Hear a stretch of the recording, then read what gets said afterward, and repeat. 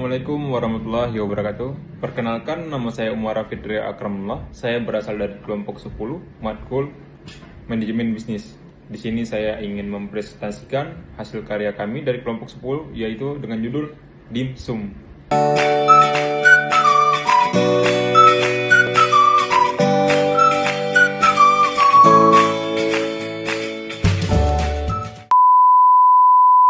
Saya ingin menjelaskan latar belakang.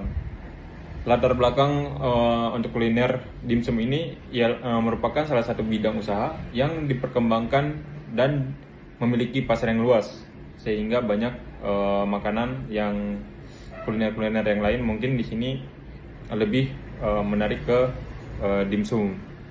Makanan yang populer adalah dimsum. Dimsum di sini adalah makanan yang enak, praktis, dan cocok disantap kapan saja karena dengan harga yang cocok, harga kantong gitu. Dimulai dari anak-anak sampai orang dewasa. Pemberian nama dimsum kami ini mengambil judulnya yang itu WUS, yaitu terinspirasi dari awalan kata dari kelompok kami, yaitu WUS, W Wahid, U Umar, S Sania. Di sini ada juga ide produksi.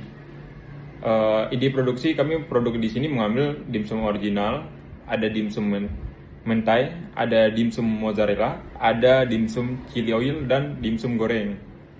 Dan keunikan dari produk ini yaitu varian rasa yang beragam karena banyak peminat dimsum yang bermacam-macam. Untuk tujuannya sendiri, kami menciptakan bisnis yang menguntungkan dan berkelanjutan karena potensinya juga lumayan dan tidak terlalu ribet. Dan untuk visi dan misinya yaitu visinya menjadi merek dimsum termuka di Jakarta dan sekitarnya. Mungkin ya biar berinovasi, mungkin kualitas dan pelayanannya kami berkembangkan. Untuk bisnis sendiri, untuk misi sendiri menyediakan dimsum dengan bahan yang segar dan kualitas tinggi supaya enak disantap dan bisa tahan lama juga. Pembangunan merek yang kuat dan dikenal luas di masyarakat supaya bahwa tahu ini adalah karya dari kami.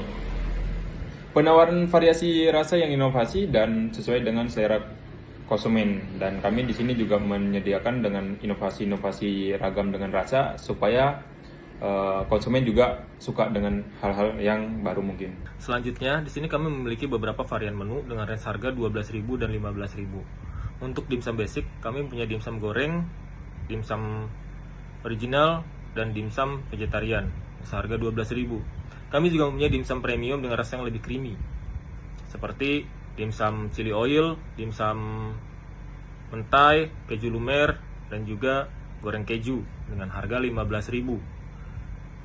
Dengan pilihan yang beragam dan harga yang terjangkau, dimsum ini cocok untuk semua kalangan. Selanjutnya, produk kami menyasar berbagai segmen masyarakat dengan kebutuhan dan kebiasaan konsumsi yang berbeda. Pelajar dan mahasiswa menjadi target utama kami karena harganya yang terjangkau dan cocok sebagai makanan yang praktis.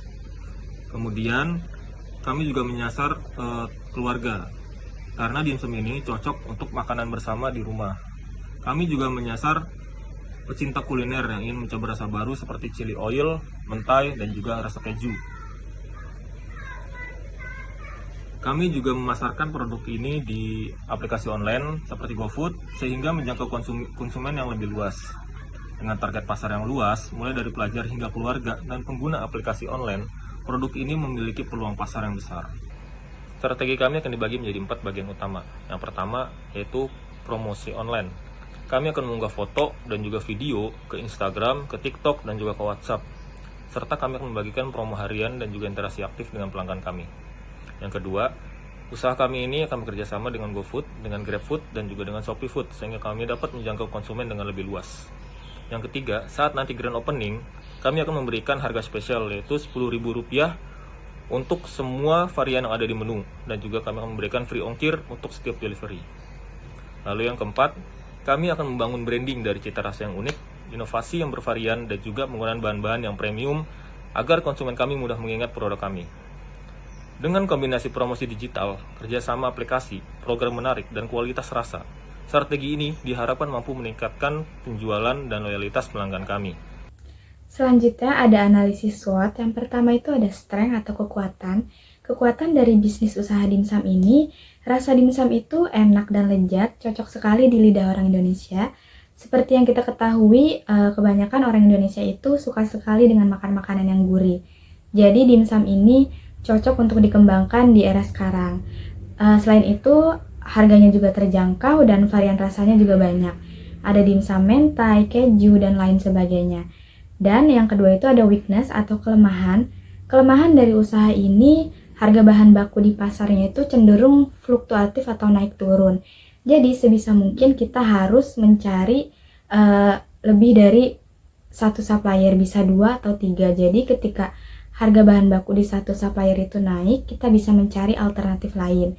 Yang selanjutnya itu ada opportunity atau peluang.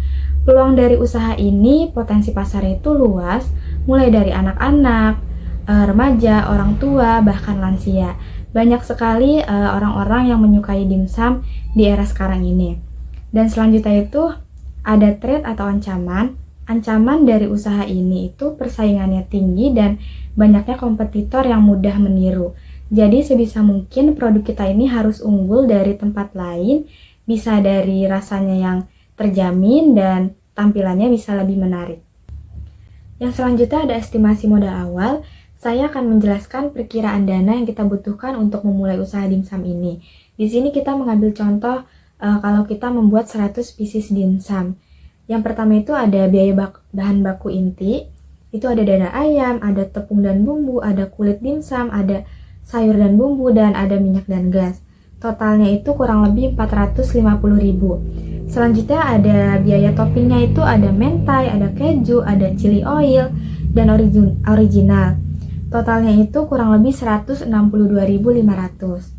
Dan selanjutnya ada biaya kemasan.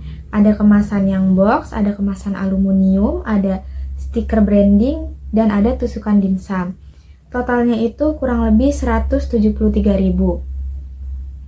Kalau kita perkirakan produksi hariannya itu mencapai 785.500.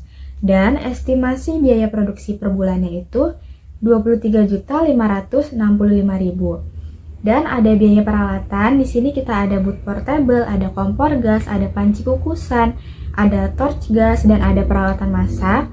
Totalnya itu 6.125.000. Dan selanjutnya ada biaya operasional bulanan, itu ada biaya listrik, biaya internet, ada sewa lapak, dan lain sebagainya. Itu totalnya 1.600.000. Dan selanjutnya ada proyeksi keuntungan. Di sini kita mengambil data dari total biaya bahan baku dan total biaya operasional itu jika dijumlahkan totalnya 25.165.000.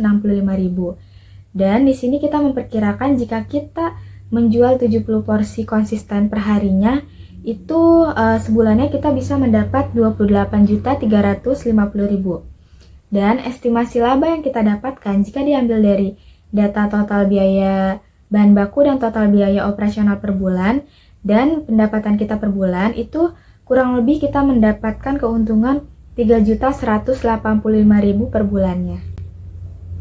Cukup sekian presentasi dari kelompok kami, kurang lebihnya kami mohon maaf. Wabillahi taufiq wal hidayah. Wassalamualaikum warahmatullahi wabarakatuh.